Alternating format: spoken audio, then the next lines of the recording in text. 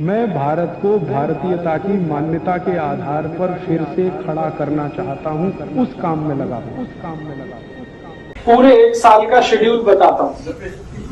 जब गर्मियों का सीजन शुरू होता है होली के बाद से और बारिश के पहले दिन तक मिट्टी के बर्तन में रखे हुए पानी को ही पीना अच्छा है, रात्रि को, दिन को, हमेशा।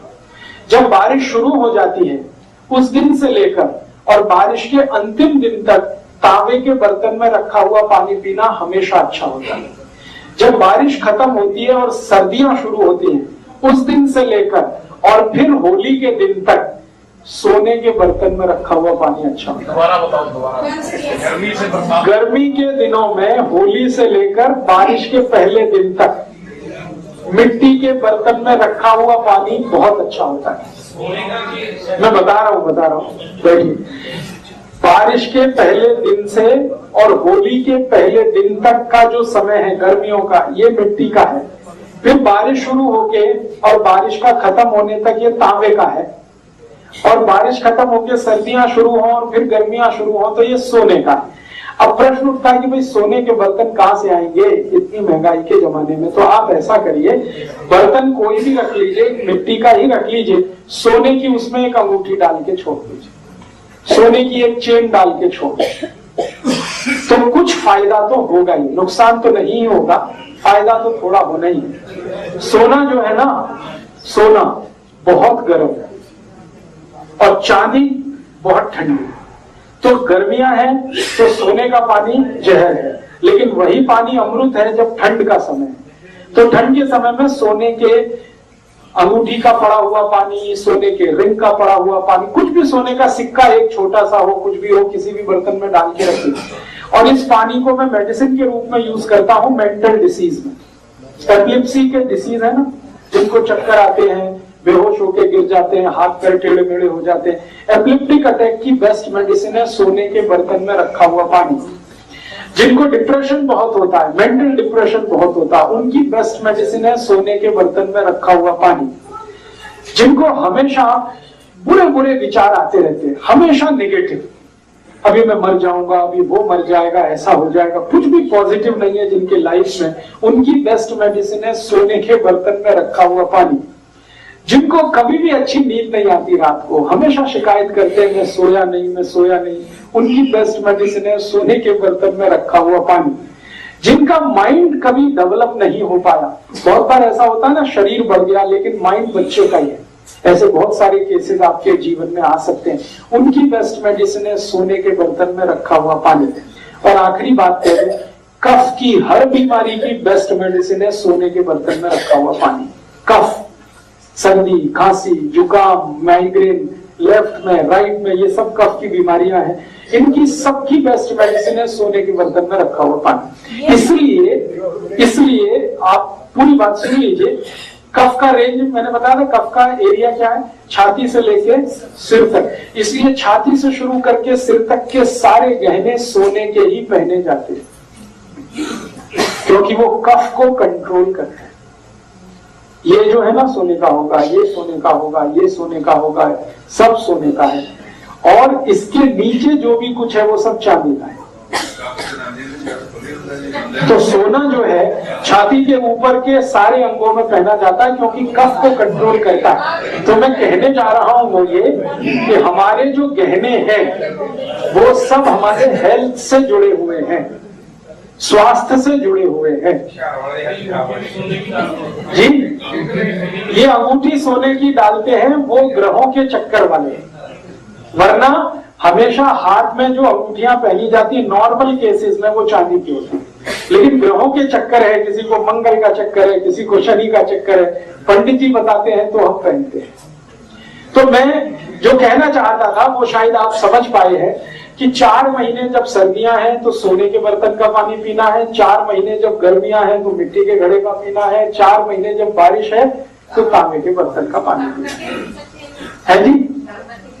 पानी को हमेशा पीने का तरीका है कि सबसे पहले गर्म कर लीजिए, सबसे पहले सवेरे सवेरे खूब उबाल दीजिए, फिर उसको रूम टेम्परेचर तक ठंडा हो जाने दीजिए, फिर बर्तन में डाल दीजिए, चाहे वो मिट्टी के घड़े में डाल दीजिए, चाहे तांबे के बर्तन में डाल दीजिए, चाहे सोने वाले उसमें डाल दीजिए, फिर उसी को दिन भर पीते रहिए।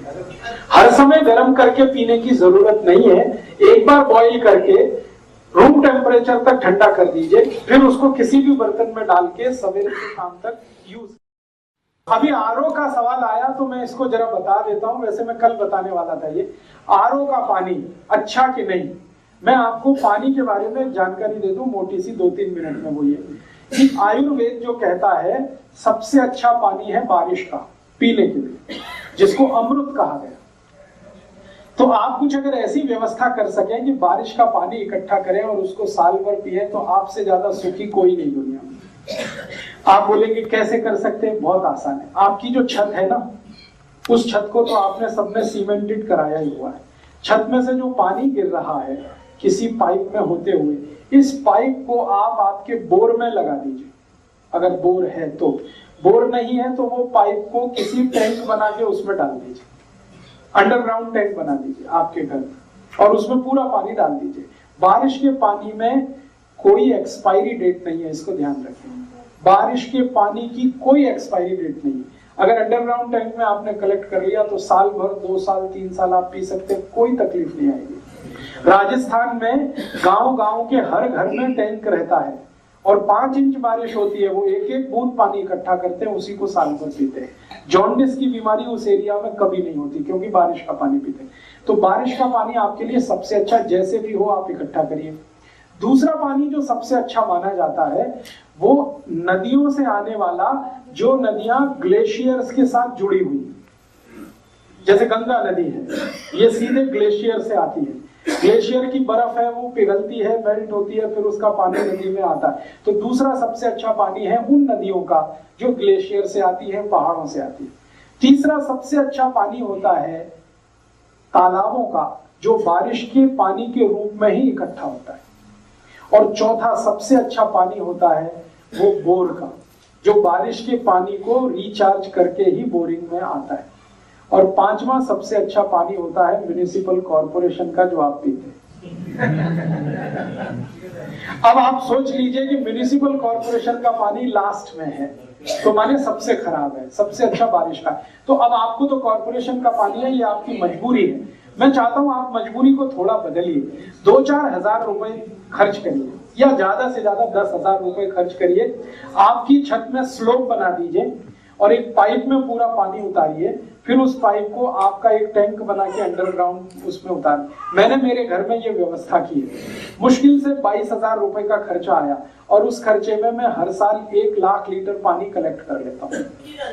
हाँ, मिट्टी डल जाती है तो उसको साफ कर लीजिए, या उसमें कोई आपको कंफ्यूजन है तो मिट्टी के ऊपर चूना फेंक दीजिए, बस वो पानी को अपने आप साफ करके नीचे भेजेगा। चूने से अच्छा पानी को साफ करने वाला दुनिया में कोई केमिकल नहीं।